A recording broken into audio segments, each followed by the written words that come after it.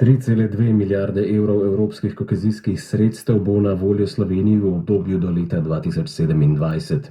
Ob tem pa še 250 milijonov evrov sredstev za pravični odmik Savinjsko-Šaleške regije in Zasavja od premoga. Prvi razpisi naj bi bili objavljeni v marcu, so povedali ob današnjem obisku delegacije Evropske komisije v Velenju.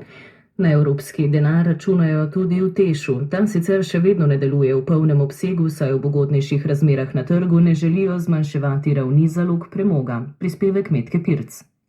Kljub energetski krizi so velenjskemu lignitu šteta leta. Teš računa na evropski denar in se usmerja v obnovljive vire energije. Generalni direktor Teša Viktor Vračar.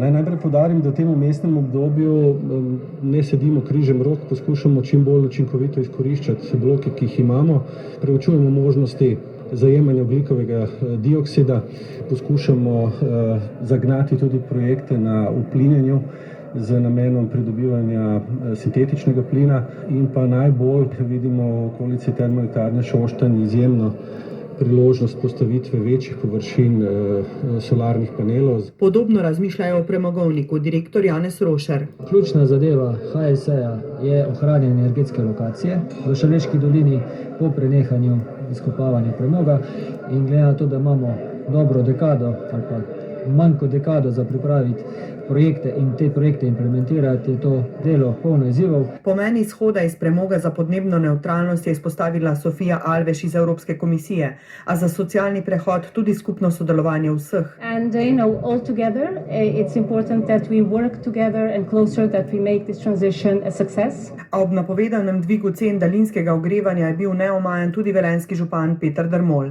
V vsakem primeru pa zelo jasno povem, da ne pristajam na to, da bojo lokalni prebivalci Šaleške doline talci energetske krize. Kako uspešni bomo pri prehodu v Sloveniji je odvisno tudi od industrije, koliko se bo ta uspela prilagoditi na nove obnovljive vire. Ob vsem tem pa so sogovorniki vsi izpostavili težave pri umeščanju novih virov v prostor.